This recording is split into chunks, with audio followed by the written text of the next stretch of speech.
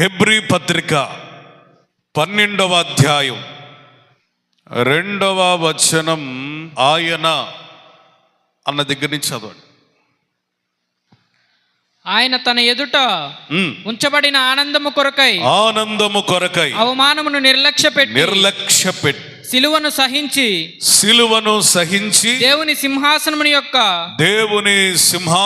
యొక్క కుడి పార్శ్వమున ఆసీనుడై ఉన్నాడు.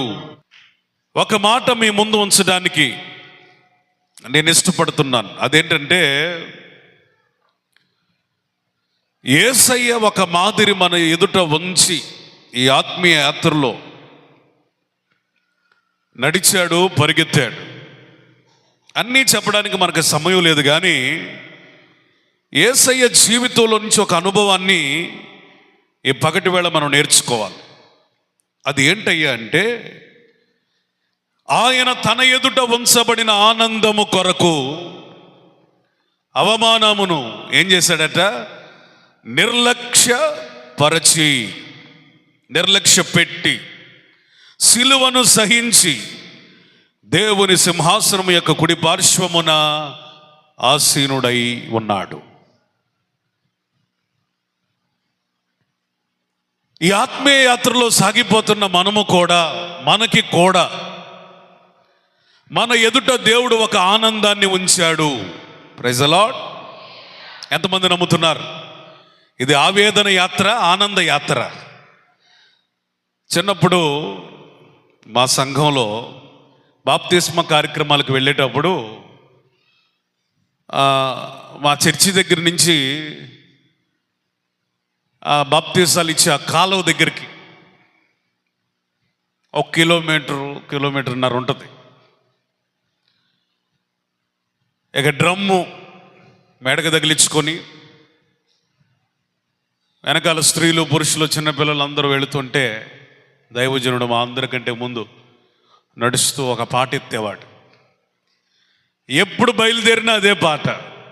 ఏం పాట అది? ఆనందయాత్ర, ఇది ఆత్మీయ యాత్ర, యేసుతో నూతన యెరూషలేము యాత్ర, మన యేసుతో నూతన యెరూషలేము యాత్ర, ఆనందయాత్ర, ఆనందం యేసుని చూసే క్షణం ఆసన్నం, ఆనందం యేసుని చూసే క్షణం ఆసన్నం, ఆత్మానంద భరితులమై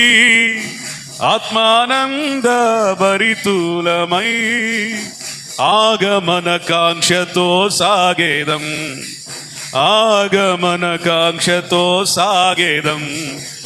ఆనందయాత్ర,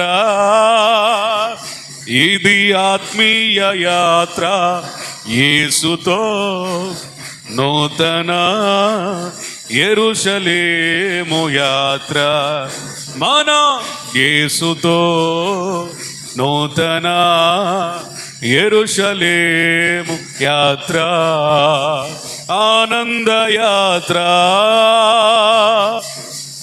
హల్లెలూయా. ఇక వివరించలేకుండా ఒకటే ఒక మాట మనం చెప్పొచ్చు. మనం వెళుతున్న యాత్ర ఎలాంటిది?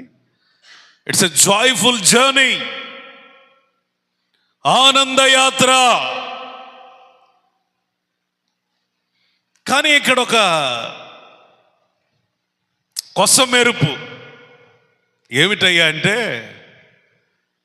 ఇది ఆనందయాత్రే, కానీ అడుగడుగున అవమానాలు ఎదురవుతాయి. అవమానాలు ఎదురవుతాయి అని చెప్పి కూడా ఇది ఆనందయాత్ర అని ఒక నిరీక్షణతో మనం కొనసాగుతున్నామంటే కారణం ఏంటంటే, మన కొరకు ప్రత్యక్షమవు ఆ మహిమ ఎదుట ఇప్పుడు అవమానాలే కావు, శ్రమలే కావు, నిందలే కావు, ఆర్థిక ఇబ్బందులే కావు. అంటే అర్థమేంటో తెలుసా? ఇది ఎలాంటి ఆనందం అంటే అవమానాన్ని అధిగమించగలిగిన ఆనందం. ఇది ఎలాంటి ఆనందం అంటే ఆర్థిక ఇబ్బందులను అధిగమించగలిగిన ఆనందం. ఇది ఎలాంటి ఆనందం అంటే నిందలను, నిట్టూర్పులను, నిస్పృహలను, నిరాశలను జయించగలిగిన ఆనందం. యేసు ప్రభు ఎలా సాగాడు అంటే తన ఎదుట ఉంచబడిన ఆనందము కొరకై ప్రతి అవమానమును నిర్లక్ష్యపెట్టి తండ్రి అయిన దేవుని సింహాసనంలో చోటు దక్కించుకున్నాడు. ఇప్పుడు మనం భక్తి ఎందుకు చేస్తున్నాం? మన పాటలు ఎందుకు? మన ఆరాధన ఎందుకు? ఈ వాక్య ధ్యానం ఎందుకు? ఈ కన్నీటి ప్రార్థనలు ఎందుకు? యాచనలు ఎందుకు? మందిరానికి రావడం ఎందుకు? ఈ ఆత్మీయ యాత్రలో కొనసాగటం ఎందుకు? అంతిమంగా మనం ఒక దర్శనంతో భక్తి చేస్తున్నాం. అదేంటంటే యేసు ప్రభు ఏ సింహాసనం మీద కూర్చున్నాడో, ఆసీనుడై ఉన్నాడో, ఏ సింహాసనంలో మనకు చోటు దక్కించుకోవాలని. చప్పట్లు కొడదాం. Praise the lord. ఎందుకు ఈ ఆత్మీయాత్ర అంటే యేసు అధిరోహించిన, యేసు ఆసీనుడైన అదే సింహాసనంలో నీవు నేను కూర్చోవాలి. అందుకనే ఈ యొక్క ప్రయాస, అందుకే ఈ ఆత్మీయ యాత్ర. అయితే ఈ ఆత్మీయ యాత్రలో కొన్ని నిర్లక్ష్య పెట్టాలట. మన జీవితంలో ఎందుకని ముందుకు సాగలేకపోతున్నాం? ముందుకు అడుగు వేయలేకపోతున్నాం? ఎందుకని ఆత్మీయ యాత్రలో ఆగిపోతున్నట్లుగానే కనబడతా ఉంది? సంవత్సరాలు జరుగుతున్నా ఎందుకని కార్యాలు జరగటం లేదు? నూతనం అవ్వలేకపోతున్నాం? దేవుడు మనకిచ్చిన కృపకు తగినట్లుగా ఎందుకని వేగం పుంజుకొని సాగలేకపోతున్నాం? కారణం ఏమిటయ్యా అంటే దేని మీద లక్ష్యం ఉంచాలో దానిని ప్రక్కన పెట్టి వేటిని నిర్లక్ష్యపరచాలో వాటిని గట్టిగా పట్టుకుంటున్నాం. ఇప్పుడు మన ఆలోచన ఏమై ఉండాలంటే కొన్ని నిర్లక్ష్యపరచవలసిన వాటిని పరిశుద్ధాత్ముడు నీ ముందు పెడుతున్నాడు. వాటిని ఇక జీవితంలో ఎప్పుడు కూడా పట్టించుకోకూడదు. ఎలా అనుకోవాలి? హల్లెలూయా. చిన్న ప్రశ్న వేస్తా. కొత్త వస్త్రాలు కొనుక్కున్నావు, ఒకేసారి వాడావు, శుభ్రంగా తెల్లారి ఉదుక్కున్నావు, మంచి ఎండలో ఆరేసావు. దానికి ఎన్ని చేసావోలే, చక్కగా ఉతికి కంపు రాకుండా కంఫర్ట్ పెట్టి, చెప్పండి, మంచి గంజి పెట్టి, మళ్ళీ ఎగిరిపోకుండా గాలికి క్లిప్పులు పెట్టావు. ఇన్ని చేసి సాయంత్రం వెళ్ళి చూస్తే కాకులు రెట్లేసాయి 1-2 వస్త్రాల మీద. ఇప్పుడు నా ప్రశ్న ఏంటంటే మళ్ళీ ఉతుక్కుంటావా లేకపోతే వస్త్రాలు తీసి పడేస్తావా? కాకి రెట్ట వేసిందని వస్త్రాలు పడేస్తావా లేదా కాకి రెట్టను ఉతుక్కొని మళ్ళీ ధరించడానికి ఇష్టపడతావా? నువ్వైతే ఏం చేస్తావు? మళ్ళీ ఉతుక్కొని మళ్ళీ వేసుకుంటావు. అంటే నువ్వేం చేసావు? కాకిని, దాని రెట్టని నిర్లక్ష్యపరిచి వస్త్రాన్ని ప్రేమించావు. అది విలువైన వస్త్రం, ఖరీదు పెట్టి కొనబడిన వస్త్రం. దాని కొరకు సమయాన్ని వెచ్చించావు, దాని కొరకు డబ్బులు సంపాదించడానికి కష్టపడ్డావు. ఒక్క వస్త్రం వెనక ఎంత ఉంది? ఒక సమయం ఉన్నది, ప్రయాస ఉన్నది, ధనం ఉన్నది. కోరుకొని కొనుక్కున్నావు, దాని వెనక ఒక అభిరుచి ఉంది. ఒక్క కాకి రెట్ట కోసం అవన్నీ మనం ఎలా త్యాగం చేస్తాం? అందుకని అసలు ఆ కాకి రెట్టనే మనం నిర్లక్ష్యపరిచి ఆ వస్త్రాన్ని మళ్ళీ ఉతుక్కొని అవసరమైతే ఇంకొంచెం ప్రొటెక్షను, కాకులను తోలడానికి అది ఆరేదాకా ఏదో ఒకటి చేసి మళ్ళీ ఆ వస్త్రాన్ని మరొకసారి మనం ధరించడానికి ఇష్టపడుతున్నామే. నీ జీవితం, నీ విలువ ఒక వస్త్రం కంటే ఎక్కువే. Praise the Lord. హల్లెలూయా. ఇప్పుడు అవమానమును నిర్లక్ష్యపరచాలి. చెప్పబడిన ఉపమానంలో ఏ విధంగా కాకిని, దాని రెట్టని నిర్లక్ష్యపరిచినట్లుగా అవమానాన్ని, అవమానపరిచిన మనుషులని నిర్లక్ష్య పెట్టి ముందుకెళ్ళిపోవాలా? ఏమి నిర్లక్ష్య పెట్టాలి? మొట్టమొదటిది అవమానాన్ని నిర్లక్ష్య పెట్టి మన ఎదుట ఉంచబడిన ఆనందము కొరకు పరుగులు తీయాలి. ఈ రోజున ఆనందం మీద లక్ష్యం లేదు, సంతోషం మీద లక్ష్యం లేదు, ఆత్మీయ యాత్ర మీద లక్ష్యం లేదు. దేని మీద లక్ష్యమయ్యా అంటే ఎవరైతే అవమానపరిచారో వారిని తలుసుకుంటూ తలపోసుకుంటూ ఆ సంఘటనలే మరి జ్ఞాపకం చేసుకుంటూ కృంగిపోతున్నారు. మనిషి దేన్నైనా తట్టుకోగలుగుతాడు, కానీ ఎవడైనా అవమానపరిస్తే తట్టుకోలేడు. అందుకే కొంతమంది అంటారు, ఒక దెబ్బ కొట్టినా పడతాను కానీ ఒక మాట అంటే తట్టుకోలేనక్క, ఒక మాట అంటే తట్టుకోలేనన్నా, నేను మాట పడను.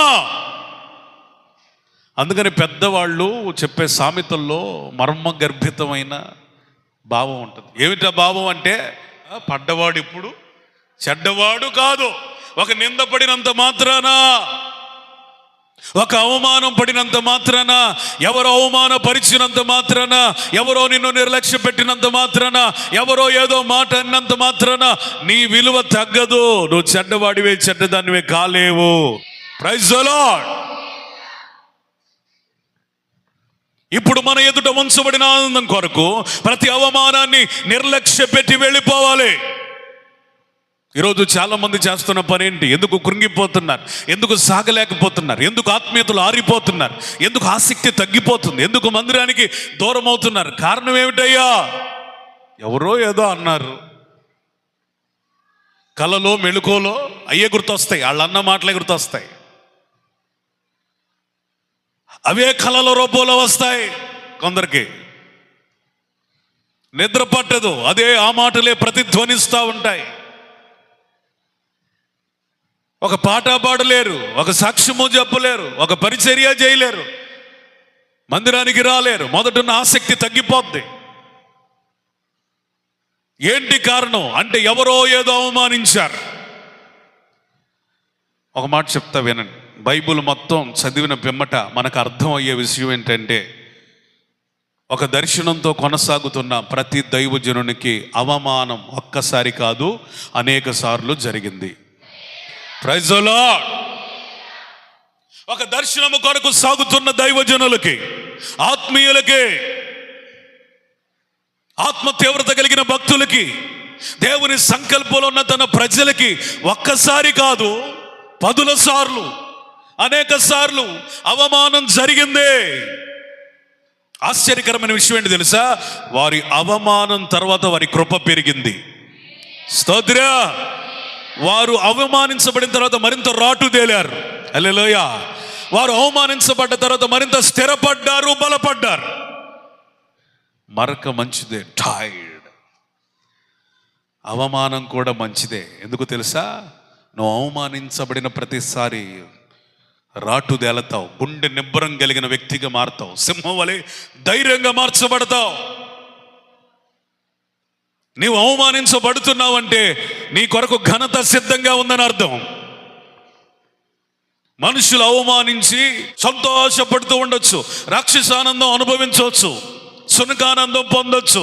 కానీ నీవు ఎవరి ద్వారా అవమానించబడ్డావో, ఏ స్థలములో అవమానించబడ్డావో, ఏ ప్రాంతంలో అవమానించబడ్డావో అక్కడే ఘనపరచడానికి తగిన సమయాన్ని వెతుకుతున్నాడు నిన్ను ఏర్పాటు చేసుకున్న దేవుడు, నిన్ను పిలిచిన దేవుడు, నిన్ను ఆశీర్వదించాలనుకున్న దేవుడు. అందుకని దేన్ని నిర్లక్ష్య పెట్టాలి? అవమానాన్ని. ఎవరిని నిర్లక్ష్య పెట్టాలి? అవమానపరిచిన వారిని పట్టించుకోకూడదు. ఇక బైబిల్లో మీరు కనుక కొంచెం ధ్యానపూర్వకంగా చదివితే, అవమానం రాని ఆత్మీయుడు ఎవరండి? చెప్పుకుంటూ పోతే దాన్నే మనం వారాలు చెప్పుకోవచ్చు. అవమానం పొందని దైవజనుడు ఎవరున్నారు? దావీదు రాజు అండి, యుద్ధ వీరుడండి, మంచి కీర్తనాకారుడండి, సంగీతకారుడండి, ధైర్యవంతుడండి, దేవునికి ఇష్టడైన వాడండి. చెప్పాలంటే 100 చెబుతాం. నిజమే, దావీదు దేవునికి హృదయానుసారుడే, గొప్ప దైవజనుడే, మంచి ప్రార్థనాపరుడే, కీర్తనాకారుడే, సంగీతకారుడే, ధైర్యవంతుడే. ఒక గొర్రెల కాపరి స్థాయిలో నుంచి సింహాసనం ఎక్కిన మహారాజే. అన్ని బాగానే చెప్పాం, అసలైంది చెప్పాల. వీటన్నిటికీ పునాది వంటిది అవమానించబడిన అనుభవాలు. Praise the lord. ఇన్ని చెప్పుకున్న అత్యున్నతమైన ఆధిక్యతల వెనక అవమానం లేదా అవమానించబడిన మనుషులు ఉన్నారు, అవమానించబడిన అనుభవాలు ఉన్నాయి. నేను ఒక మాట చెప్తా వినండి. నువ్వు మనుషుల చేత ఎంత తృణీకరించబడతావో, మనుషులు నిన్ను ఎంత అవమానపరుస్తారో, నీవు దేవునికి అంత దగ్గర కాగలవు, దేవుని కృపకంత పాత్రునిగా మార్చబడగలవు.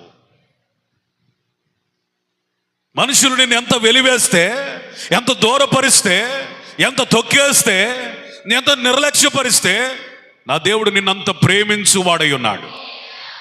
అంతే కదా? ఇద్దరు కొడుకులు ఉన్నారనుకోండి, మంచిగా చదువుతున్న వాళ్ళని అందరూ గనపరుస్తారు, చదువు రానివాడిని మొద్దుడని అంటారు. సర్వసాధారణంగా తల్లికి ఎవరి మీద ఎక్కువ ప్రేమ వచ్చింది? చదువు రానివాడిని. వాడంటే ఎట్టగానో బతుకుతాడయా, వీడికి జ్ఞానం లేదు, చదువు లేదు, మొద్దుడు.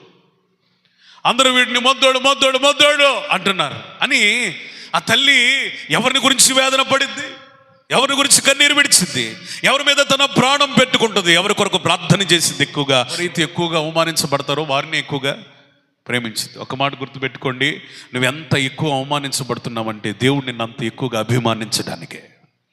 Praise the lord. ఇన్ని స్ఫూర్తి కలిగించే మాటలు ఎందుకు చెప్పానయ్యా అంటే, మనసులో ఒకటే పెట్టుకో, ప్రతి అవమానాన్ని నిర్లక్ష్య పెట్టడం నేర్చుకో. అన్ని పట్టించుకోవాక, పర్సనల్గా తీసుకోవాక, హృదయంలోనికి తెచ్చుకోవాక. ఈరోజు మనిషికి రోగాలు ఎందుకనే వస్తున్నాయి అంటే ఇదే కృంగుబాటు.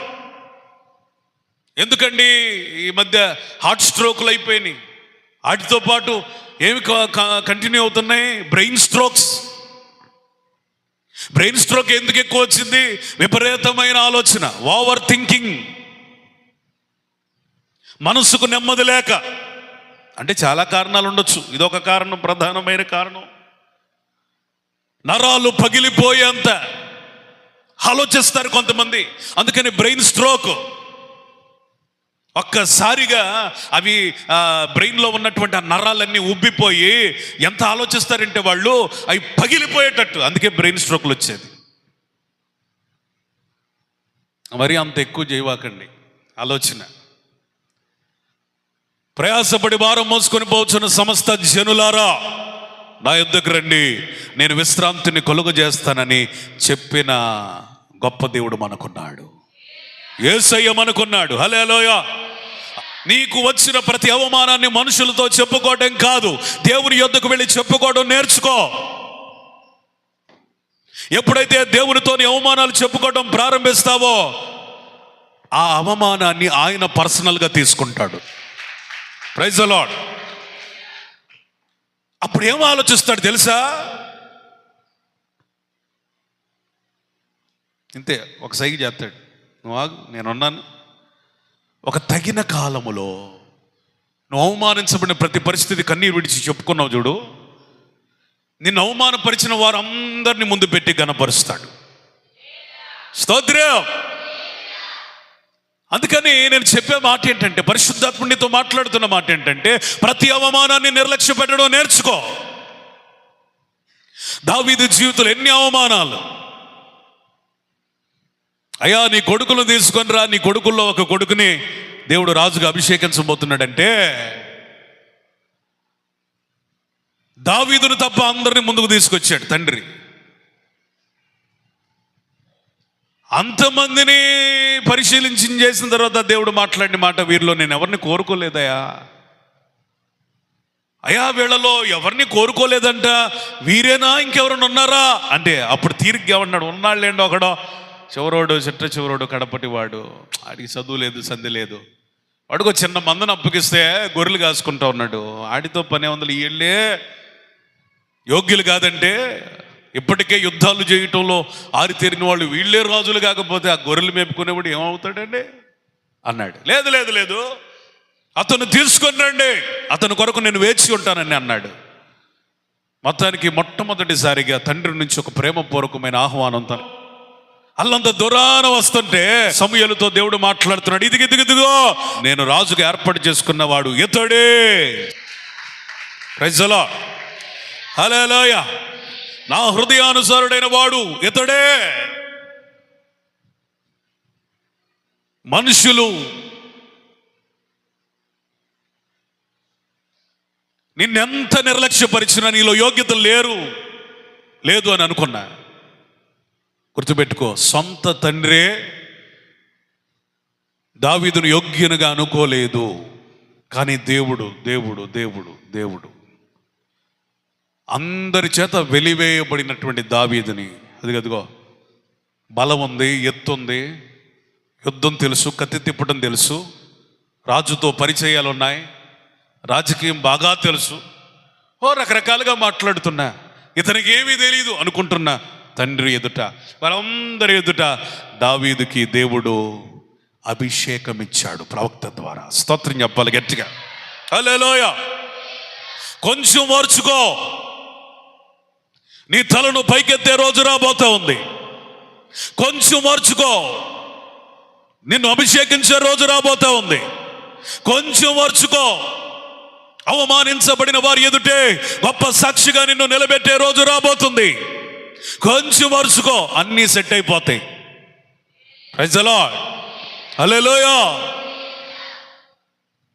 తండ్రి చెప్పాడులే అన్నలకి అన్నం ఇద్దామని వెళితే, ఎరా దావీదా, యుద్ధం చూడటానికి వచ్చావు కదా, పొగర్రా నీకు, గర్వంరా నీకు, నీ స్థాయి అంతా నువ్వెంత, నువ్వు యుద్ధం చూడటం ఏంటరా నాయన, పో అన్నారు. దేవుడు అనుకున్నాడు, యుద్ధం చూడడానికే పనికిరాని యుద్ధం చేయటానికి వాడుకోవాలి. Praise the Lord. హల్లెలూయా.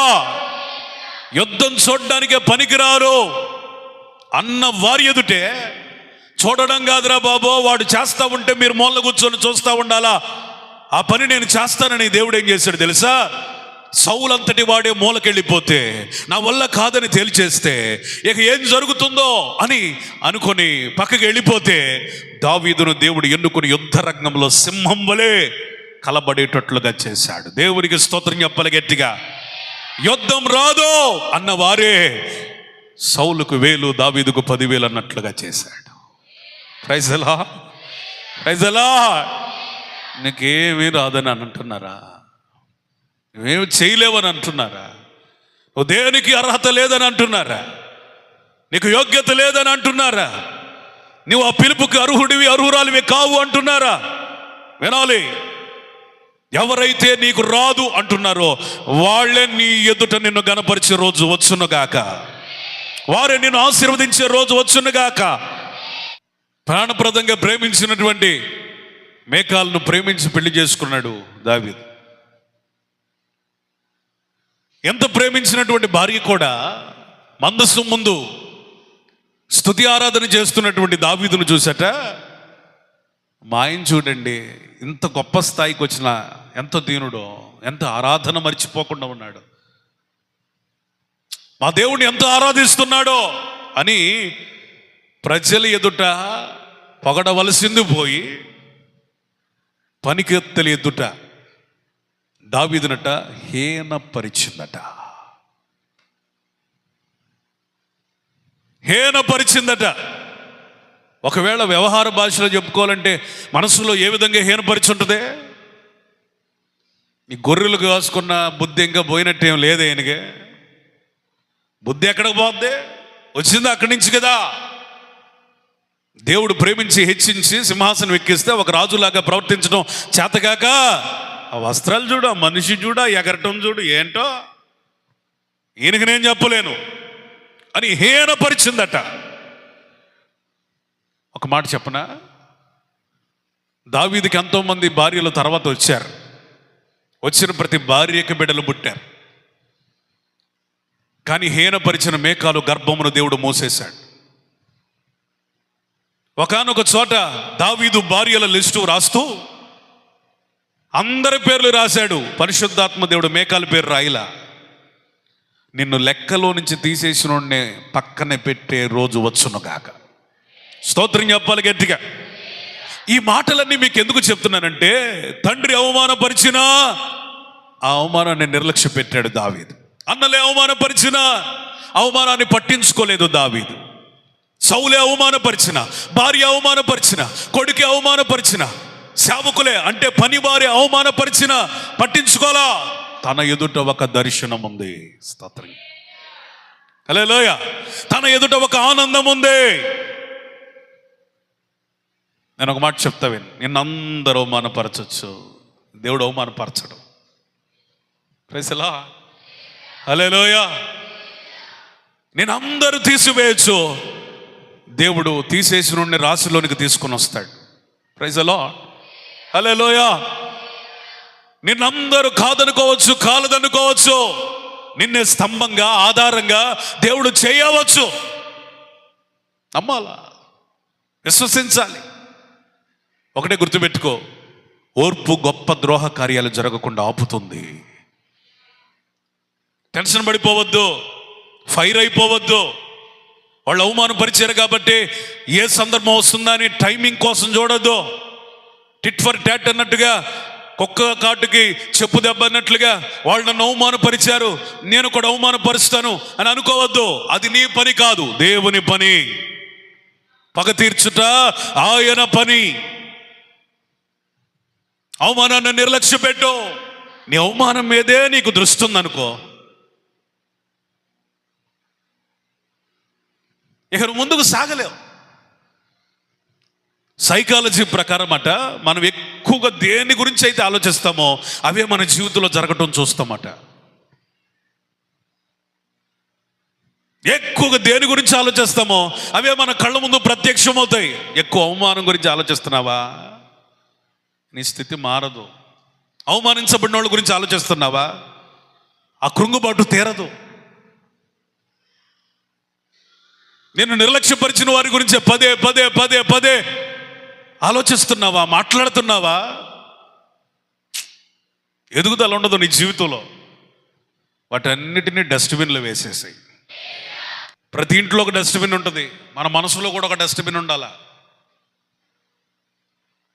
ఆ డస్ట్బిన్లో వేసేసి చక్క ముద్దు పెట్టుకుంటామా, లేకపోతే ఆ కాగితాలను తీసుకుని మళ్ళీ గోడకు అతికించుకుంటామా అలంకరంగా? కాదే. వాటన్నిటిని ఏదో ఒక రోజు మొత్తం నిండిపోయిన తర్వాత ఏం చేస్తాం, ఊరు బయటికి వెళ్ళి తీసేస్తాం, అవసరమైతే కాల్చి పడేస్తాం. మన మనసులో కూడా ఉండాలా, మన జీవితంలో కూడా ఉండాలా, డస్ట్బిన్ ఉండాలా. అవమానపరిచిన ప్రతి ఆలోచన, ఆ సందర్భాలు, ఆ అనుభవాలు అవన్నీ తీసి డస్ట్బిన్లో వేయాలి. దాన్ని చిన్నవాడి నుంచి పెద్దవాడు మొదలుకొని అందరూ ఒక మనిషిని ఏమంటున్నారు తెలుసా? అరే ఆడి జీవితమే వేదన రా బాబు, అడే యాదనాడు, సోంబేరోడాడు, ఆడు పెద్ద దరిద్రుడు రా బాబు, వాడికి ఏది కలిసి రాదు, ఏ ఆశీర్వాదం. వాళ్ళు అంతేరా నాయన. ఎబ్బేజు అనగా వేదన.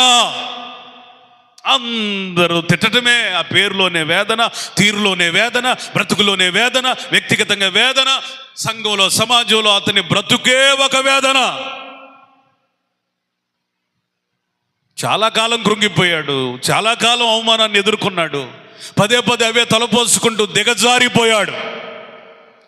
ఒక దినమున అతనికి అనిపించింది, ఈ అవమానాన్ని నేను పట్టించుకుంటే ముందుకు వెళ్ళలేను, ఈ అవమానాన్ని నిర్లక్ష్యపరచాలి అని యెహోవా దేవుని సన్నిధిలో మొర్ర పెట్టడం ప్రారంభించాడు. చప్పట్లు కొట్టాలి. Praise the Lord. హల్లెలూయా. నీ అవమానమునకు విరుగుడు ప్రార్థనయే. అవమానించబడిన ప్రతి పరిస్థితిని దాటుకొని విజయ తీరాల వైపు నడిపించేది ప్రార్థనయే. నాకు చాలా ఇష్టం ఎబ్బేజు చరిత్ర. ఎబ్బేజు చరిత్ర చదివినప్పుడు నాకు చాలా స్ఫూర్తిదాయకంగా ఉంటుంది. ఎందుకంటే ఎబ్బేజు చరిత్రను అమాంతంగా మార్చిన దేవుడు ప్రార్థన ద్వారా నీ జీవితాన్ని కూడా మార్చగలడు, నీ జీవితాన్ని కూడా మార్చగలడు. ఆ కృంగుబాటును ప్రక్కన పెట్టి దేవుని సన్నిధిలో ఏడవడం ప్రారంభించు. మనుషుల ఎదుట ఏడ్చినది చాలు, దేవుని ఎదుట ఏడవడం ప్రారంభించు. అక్కడేడు, అక్కడ కన్నీరు విడువు, అక్కడ చెప్పుకో, అక్కడ ఒప్పుకో. మనం దీనికి రివర్స్.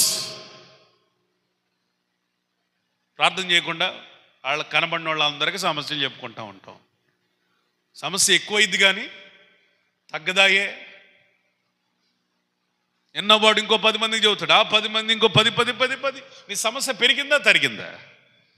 యేసయ్యకి చెప్పుకో, ఆయన ఎవరికి చెప్పడం. స్తోత్రం చెప్పాలి గట్టిగా. హల్లెలూయా. నీ జీవితాన్ని కాపు కాస్తాడు ఆయన. ప్రార్థన చేశాడట, 4 ముక్కల భారంగా ప్రార్థన చేశాడు.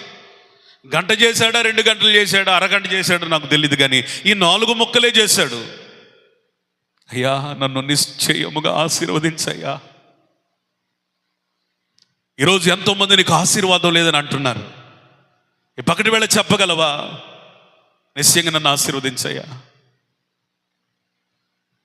ఎక్కడ వేసిన గొంగళ అలాగే ఉంది అని అంటున్నారు. ఎబ్బేజు ప్రార్థన చేసినట్లుగా ప్రార్థన చేయి. అయ్యా నన్ను విస్తరింపచేయి అయ్యా. Praise the lord. విస్తరించాలి. ఎక్కడ వేసిన గొంగళ అక్కడే కాదు, గత సంవత్సరం ఎట్లా ఉన్నావో కాదు, 2026 రాబోతా ఉంది. నీ ఆలోచన ఒకటై ఉండాలి, నేను గతములో కంటే విస్తరించాలి. ప్రార్థనలో, పరిశుద్ధతలో, వాక్య ధ్యానములో, దైవిక సహవాసములో, మందిరాభరణములో గతములో కంటే విస్తరించాలి. ప్రార్థన చేశాడు. ఇంకేమన్నా తెలుసా, అయ్యా మనుషులు చేయబట్టుకుంటే ఎప్పటికైనా విడిచిపెడతారయ్యా, నువ్వు నన్ను పట్టుకుని అయినా నీ చేయి నాకు తోడుగా ఉంచు.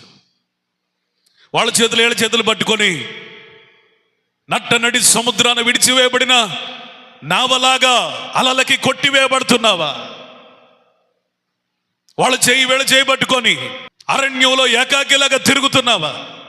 వాళ్ళ చేయి వేళ చేయబట్టుకొని ఎవరు ఎటు పోయారో అర్థం కాక చిమ్మ చీకటిలో గాఢాంధకారంలో మిగిలిపోయావా? ఈవేళ పరిశుద్ధాత్ముడు మాట్లాడుతున్న మాట, నువ్వు ఎవరు చేయబట్టుకున్నా, వాళ్ళు నీ చేయబట్టుకున్నా, ఏదో ఒక రోజున అందరూ నేను విడిచిపెట్టి వెళ్ళాల్సి వస్తుంది. ఒక ఆయన చేయబట్టుకో, ఆయన చెయ్యి నిన్ను పట్టుకోమని అడుగో. ఆయనే నేను ప్రకటిస్తున్న నజరేయుడైన యేసు. అది భూమి ఆకాశములను విశాలపరిచిన చేయి, అనేకులను దీవించిన హస్తం. అది పేతురు వల పిగిలేటట్లుగా చేసిన దక్షిణ హస్తం. అది ఆ హస్తములో ఆశీర్వాదం ఉంది. Praise the Lord. హల్లెలూయా, హల్లెలూయా. ఆ హస్తములో దీవెన ఉన్నది, ఆ హస్తములో వెలుగున్నది. అలాంటి హస్తాన్ని కోరుకో. అయ్యా కీడులో పడకుండా సహాయం చేయి. మనుషులైతే కావాలని కీడులో పడేస్తారు. మనం ఆరాధిస్తున్న దేవుడైతే పడుతున్న మనల్ని లేవనెత్తుతాడు. అవమానాన్ని నిర్లక్ష్య పెట్టే వైఖరి నేర్చుకోండి. అవహేళనను నిర్లక్ష్యపరిచే వైఖరి నేర్చుకోండి. చాలా మంది ఈ వైఖరి లేకే వారి ఎదుట వంచబడిన ఆనందాలన్నీ మూసివేసేసుకుంటున్నారు. ఎవరు మూసేస్తున్నారు? వాళ్ళే. నిత్యము సంతోషభరితులుగా ఉండవలసిన వారు విచార వదనాలతో భారభరితమైన ఆత్మతో ఉంటున్నారు. వద్దు. ఈ రోజున నీ విచారాన్ని కొట్టివేసుకునే రోజు, నీ అవమానాన్ని కొట్టివేసుకునే రోజు, నువ్వు అవమానాన్ని నిర్లక్ష్య పెట్టడం నేర్చుకునే రోజు, ప్రారంభించే క్షణం ఇది.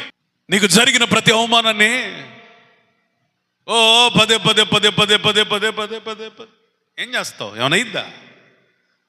భారం ఇంకా పెరిగిపోద్ది. అవమానం భారం, అవమానం అనేది ఒక భారం. కృంగిపోతూ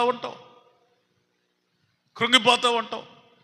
అవమానాలు ఎబ్బేజోలే. దేవుని సన్నిధికి తీసుకొనిరా. ఈ 4 విషయాలు ప్రార్థన చేసినప్పుడు దేవుడు హెచ్చించడం ప్రారంభించాడు, దీవించడం, ఆశీర్వదించడం మొదలుపెట్టాడు. నిర్ణయకాలం వచ్చేసింది ఎబ్బేజు జీవితంలో కూడా. కట్ చేస్తే ఎబ్బేజు గురించి వ్రాయబడిన మాట ఏంటో తెలుసా? అతడు సహోదరులందరికంటే ఘనుడయ్యాడు. కట్టగేడిగా హల్లెలూయా. ప్రార్థన నిన్ను ఇతరుల కంటే హెచ్చిస్తుంది. ప్రార్థన నిన్ను ఇతరుల కంటే గొప్పవానిగా చేస్తుంది. ప్రార్థనే నిన్ను ఇతరుల కంటే పైకెత్తుతుంది. ప్రార్థనే నిన్ను ఇతరుల కంటే వ్యత్యాసము కలిగిన వ్యక్తిగా చేస్తుంది. హల్లెలూయా. నువ్వు ఇతరుల కంటే గొప్పదాని అవ్వాలంటే ప్రార్థన చేయి. తల దించబడిన వారు ఎదుట తల ఎత్తుకోవాలంటే ప్రార్థన చేయి. ఇతరుల కంటే ఆశీర్వదించబడాలంటే వాళ్ళని వీళ్ళని చూసి అసూయ పడొద్దు. వాళ్ళు వీళ్ళు అంటున్న మాటలను పట్టించుకోవద్దు. నేను హెచ్చరించగలిగిన వాడు, నీ తల పైకెత్తగలిగిన వాడు, నీ కాళ్ళను లేడి కాళ్ళ వలె చేయగలిగిన వాడు ఎబ్బేజు దేవుడే మన దేవుడు. Our God is God of Jabez. ఆయన హెచ్చించిన దేవుడు నిన్ను కూడా హెచ్చిస్తాడు, నిన్ను కూడా ఆశీర్వదిస్తాడు. యోసేపు పడని అవమానం ఉందా? సొంత అన్నలే చంపేయడానికి గుంట త్రవ్వారండి. డబ్బులన్నా వస్తాయి అని అమ్మారు, అన్నలే అవమానించారు. అవమానం కంటే పెద్ద పదమే ద్రోహమే చేశారు, నమ్మక ద్రోహం చేశారు. నమ్మి వచ్చి అన్నం పెట్టిన వాడికి అమ్మేశారు. నమ్మకంగా పనిచేస్తున్నటువంటి పోతిఫర్ ఇంట్లో నిందపడింది.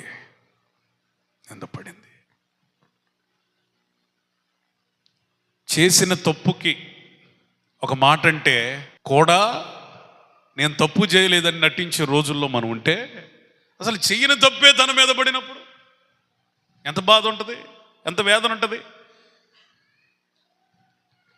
కానీ యోసేపుకు ఒక దర్శనం ఉంది.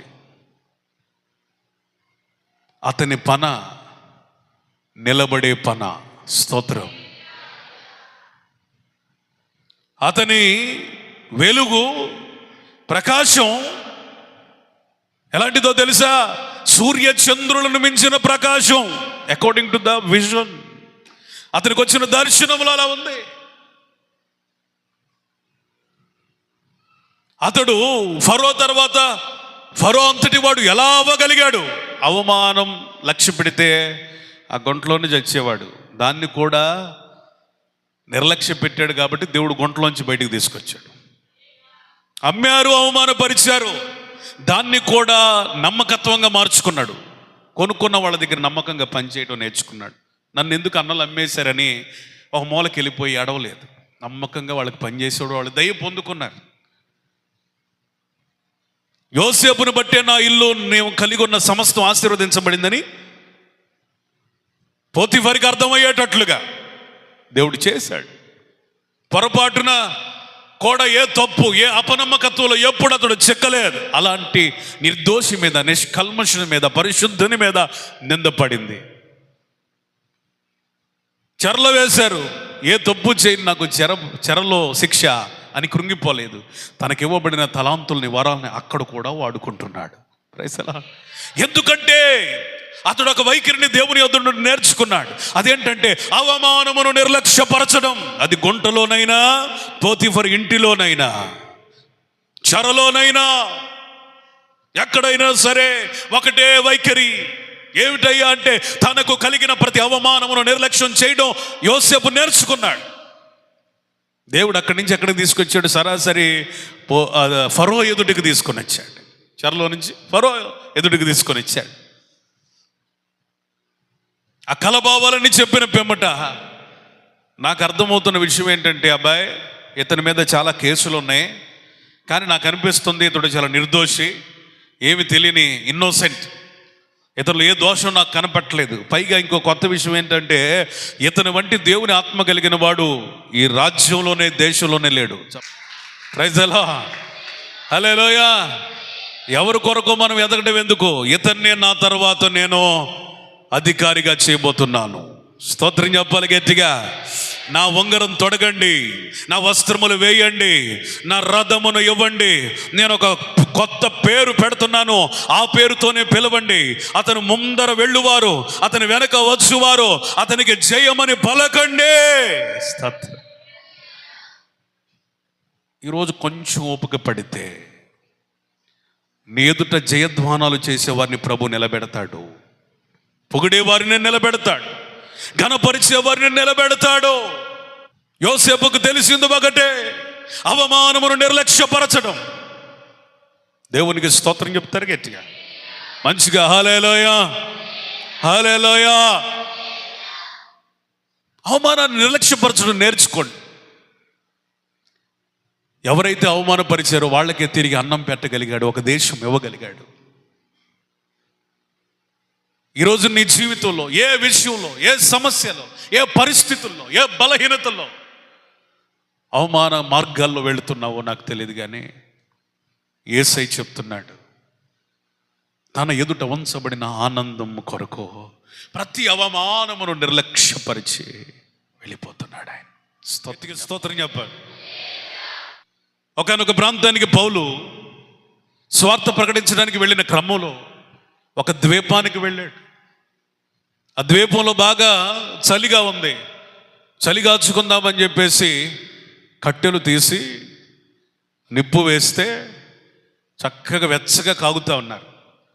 ఆ కట్టెల్లో ఉన్న ఆ పాము నిప్పులోంచి బయటకు వచ్చి ఎవరిని పట్టుకుంది?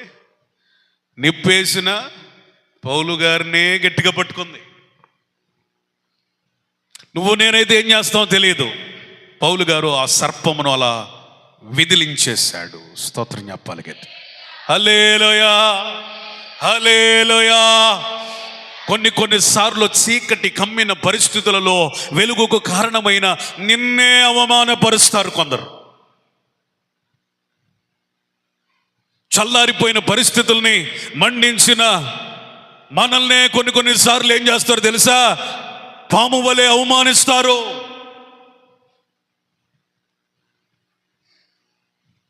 మేలుకు కారణమైన మనల్నే కొన్నిసార్లు అవమానపరుస్తారు.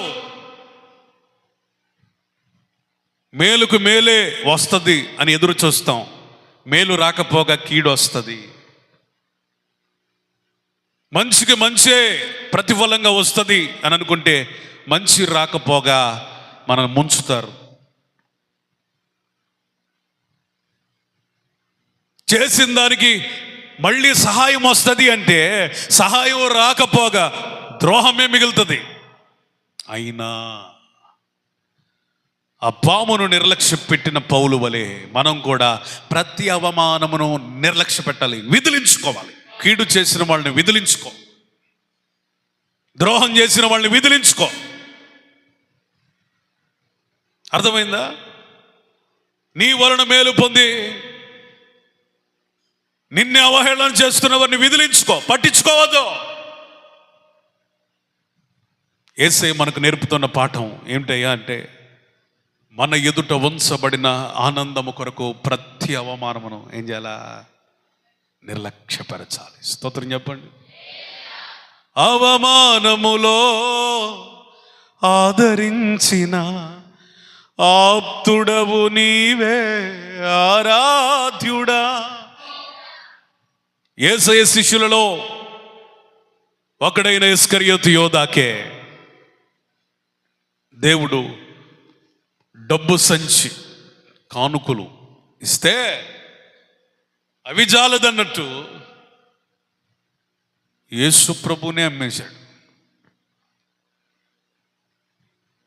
యేసు ప్రభుని అమ్మేశాడు. తనను అమ్ముతున్నాడు వెండి నాణ్యములకు అని తెలిసి కూడా ఇస్కరియోతు యోధాని ఏమన్నాడు తెలుసా? నా స్నేహితుడా, నువ్వేది చేయాలనుకున్నావు త్వరగా చెయ్యన్నాడు.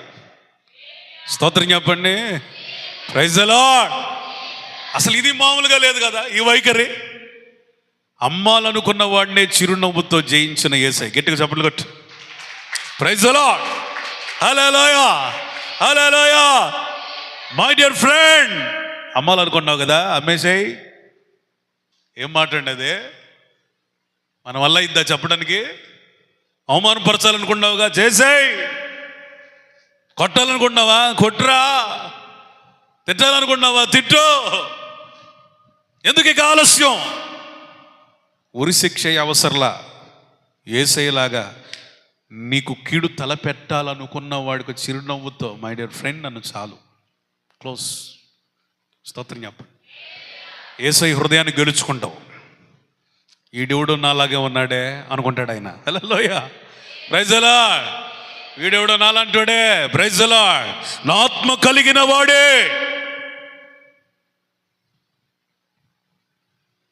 నువ్వేమో ఆడుతానే ఏడ దొరుకుతాడా? ఆడంత చెప్తే నేనంత చేయాలా? ఎత్తుకు పై ఎత్తులు మనం వేస్తాం. దేవునికి తెలిసిన ఎత్తు ఒకటే ఒకటి, ఒక స్మైలింగ్. నా స్నేహితుడా. దేవునికి మహిమ కలుగునుగాక. పక్కనున్న శిష్యుడే వెన్నుపోటు పొడుస్తాడు అన్న సంగతి తెలిసిన స్నేహితుడా అని పిలిచిన వాడు ఆయన. నీ చుట్టూన్న స్నేహితులు ఎవరు ఏ కీడు చేస్తున్నారో నాకు తెలియదో, తెలిసిన నవ్వుతూనే ఉండు. వాడికి అర్థం పిచ్చెక్కలాడికి. స్తోత్రం చెప్పండి. నేనేంటి ఇంత తేడాగా వ్యవహరిస్తున్నా ఇంకా నవ్వుతున్నాడు, తెలియదు అనుకుంటాడు. కానీ తెలిసి కూడా నవ్వుతున్నామని నీకు తెలుసు, దేవునికి తెలుసు. తెలిసి కూడా మంచిగా ఉంటున్నామని మనకు తెలుసు. తెలివి తక్కువడురా వీడు అనుకోనే. ఈరోజు తెలివేంటి? ఎదురు దెబ్బ కొట్టడం తెలివి, ఎత్తుకు పై ఎత్తేయటం తెలివి, దొంగ దెబ్బ తీయటం తెలివి, ప్రతీకార చర్య తెలివి. నో, ఇది కాదు దేవుని తెలివి. నిన్ను అప్పగించాలనుకున్న వాడిని కూడా నా స్నేహితుడని పిలవటం తెలివి. యేసయ్య నేర్పిన తెలివి ఇది. హల్లెలూయా. నిన్ను అమ్మాలనుకున్న వాడిని కూడా త్వరగా చెయ్యి ఆ పని. దేవునికి స్తోత్రం. Praise the lord. What a wonderful God we have. ఎంత గొప్ప యేసయ్యను మనం కలిగి ఉన్నాం. అవమానమును నిర్లక్ష్యపరిచి, యేసయ్యకి జరగని అవమానం మనలో ఎవరికైనా జరిగిందా? అవమానించబడినట్లుగా, ఆయన అవమానించబడినట్లుగా మనలో ఎవరైనా అవమానించబడ్డారా?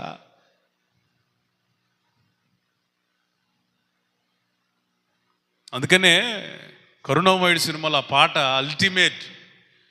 అట్లాంటి పాటకి ఎవడు రాయలేడు. ఆయన పంచిన రొట్టెలే రాళ్ళయ్యాయి, స్తోత్రించిన చేతులే సిలువ వేయమని కేకలేశాయి.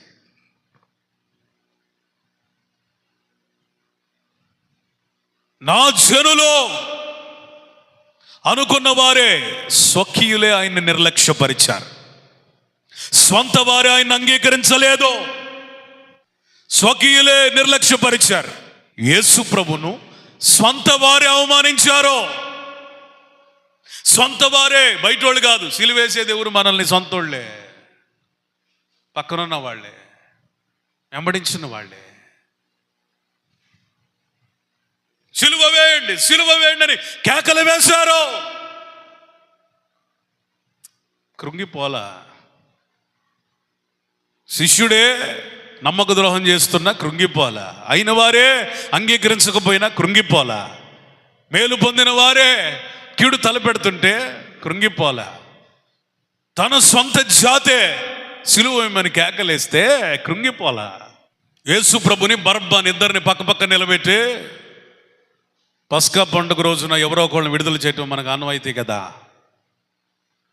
చూడండి.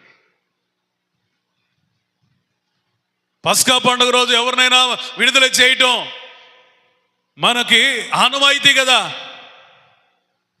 ఈ బందిపోటు దొంగని మనం ఎందుకు విడుదల చేయటం? ఇదిగో నీతిమంతుడు, నిర్దోషుడు, యేసుని విడుదల చేద్దాం అంటే యేసు ప్రభుకి ఇలా ఓటు విడుదల చేస్తే చేశారు, కానీ యేసును మాత్రం వద్దు. బరబ్బా విడుదల కావాలి. మళ్ళీ ఏం కేకలేశారు? బరబ్బా విడుదల కావాలి, బరబ్బా విడుదల కావాలి. బందిపోటు దొంగనైనా కోరుకున్నారు, కానీ స్వస్థపరిచిన యేసయ్యను కోరుకోలేదు. పట్టణమును గల్లంతు చేసిన దొంగనైనా ఆశపడ్డారు, కానీ అడుగు పెట్టిన ప్రతి స్థలంలో మేలు చేసిన యేసును కోరుకోలేదు. వాడు మళ్ళీ బయటకు వస్తే నగరాలు, పట్టణాలు ఎంతో మంది చనిపోతారు నరహత్య వలన. అయినను నరహంతకుడిని కోరుకున్నారు, కానీ చచ్చిన వారిని లేపిన సజీవుడైన యేసును కోరుకోలేదు. అవమానం కాదా? అవమానం కాదా? అయినను సిలువెక్కిన యేసయ్య ఏమన్నాడు తెలుసా?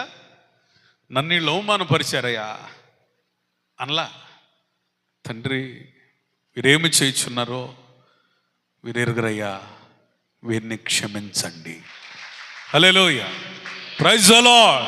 యేసు ప్రభుకి అవమానం ఎంత వెంబడించిందంటే ఆయన పుట్టిన దగ్గర నుంచి సిలువెక్కే చనిపోయే చివరి క్షణం దాకా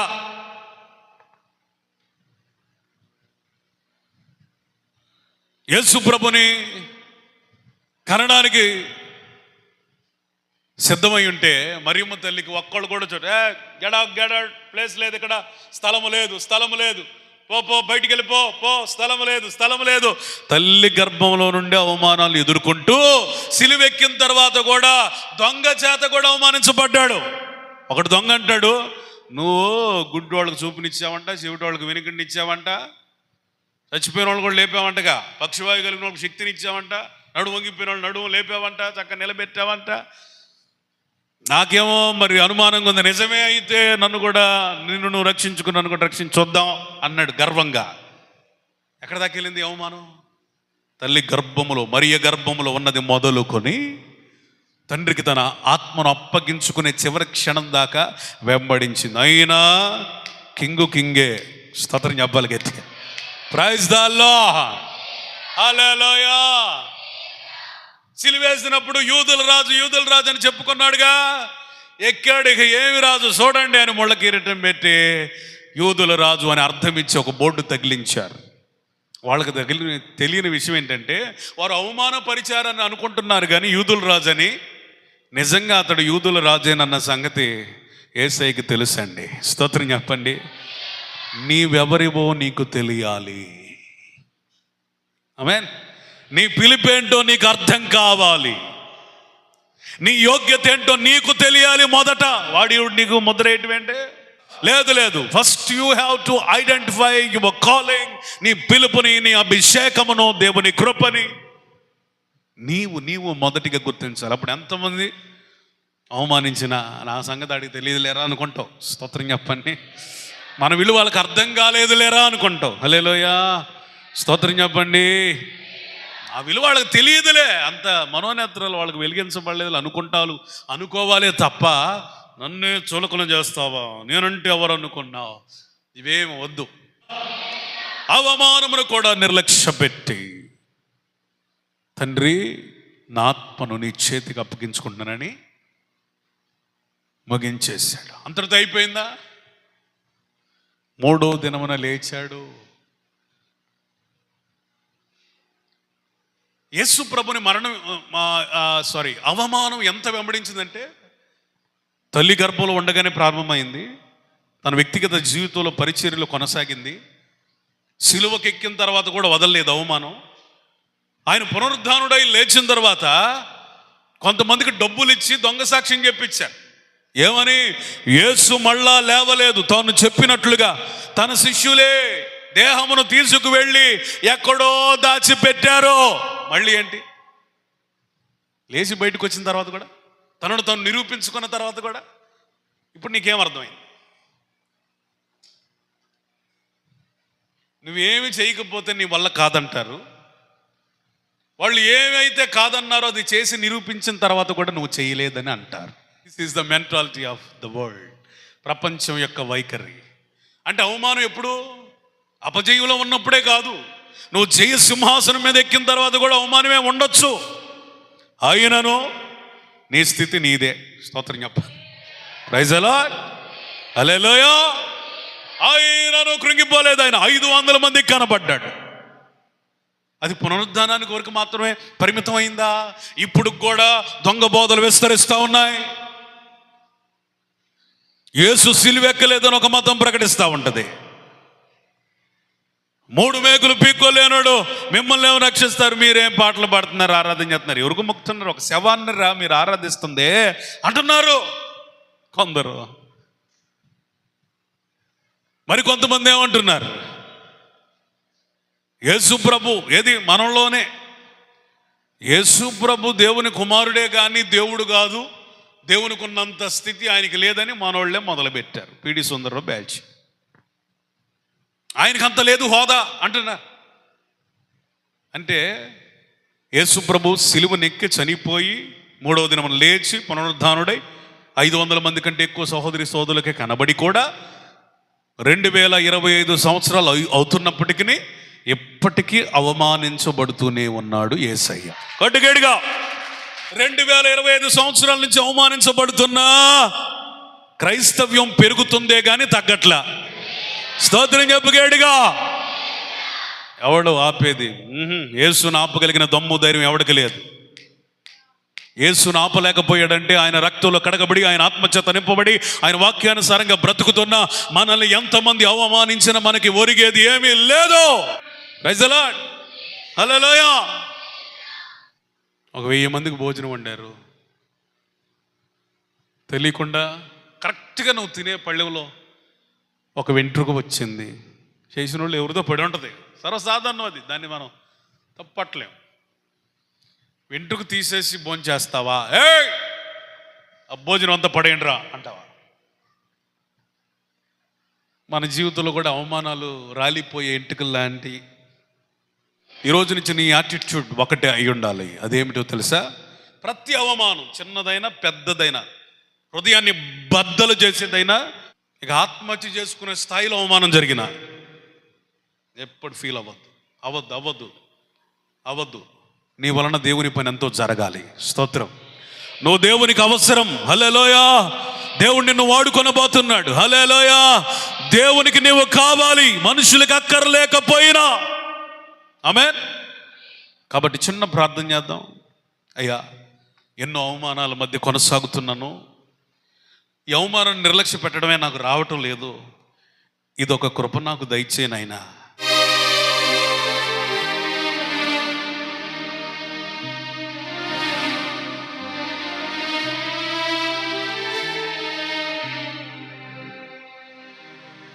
నా యేసు వెళ్ళినా మార్గములేనని,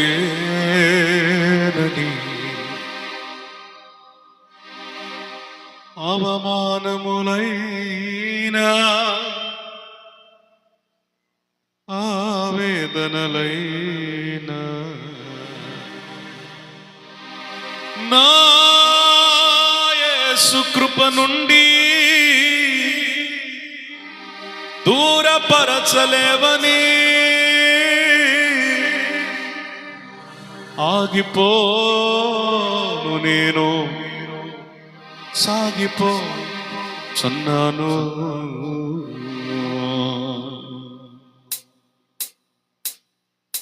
పోరాటం, ఆత్మీయ పోరాటం, చివరి శ్వాస వరకు ఈ పోరాటం ఆగదు. సాగిపోవచ్చున్నాను సిలువను మోసుకొని, నా గమ్యస్థానానికి. సాగిపోవచ్చున్నాను సిలువను మోసుకొని, నా గమ్యస్థానానికి. పోరాటం. నీలో ఉన్న ప్రతి అవమానాన్ని, నిర్లక్ష్య పెట్టిన ప్రతి వారిని ప్రక్కన పెట్టి భక్తి చేయవలసిన రోజు ఇది.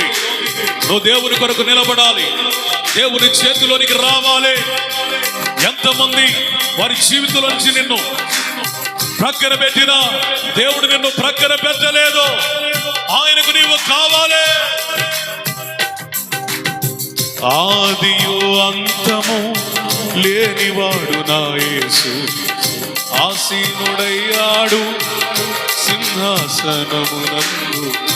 ఆదియు అంతము లేనివాడు నా యేసు, ఆసీనుడయ్యాడు సింహాసనమునందు. ఆ సింహాసనం నా గమ్యస్థానం, ఆ సింహాసనం నా గమ్యస్థానం. ఆగిపోను నేను, సాగిపోతున్నాను. ఆగిపోను నేను, సాగిపోతున్నాను. పోరాటం, ఆత్మీయ పోరాటం, చివరి శ్వాస వరకు ఈ పోరాటం ఆగదు. సాగిపోతున్నాను సిలువను మోసుకొని, నా నా గమ్యస్థానానికి సాగిపోవచ్చున్నాను సిలువను మోసుకొని నా గమ్యస్థానానికి. పగటి వేళ ఒక తీర్మానం తీసుకో. నిన్ను ఎందరు అవమానించారో మర్చిపో. వాళ్ళ మీద కక్ష పెట్టుకోవద్దు, ప్రతీకారానికి ప్రయత్నాలు చేయొద్దు, వారి గురించి చెడ్డ ప్రచారాలు చేయొద్దు, పగబోనొద్దు. పగ తీర్చువాడు ఆయనే, పగ తీర్చుకొనివాడు ఆయనే. నీ వివాద భారాన్ని, వ్యాజ్య భారాన్ని, అవమాన భారమును మోయగలిగిన వాడు నీ యేసు. ఆయన మీద పెట్టేసేయ్, ఆయన చూసుకుంటాడు.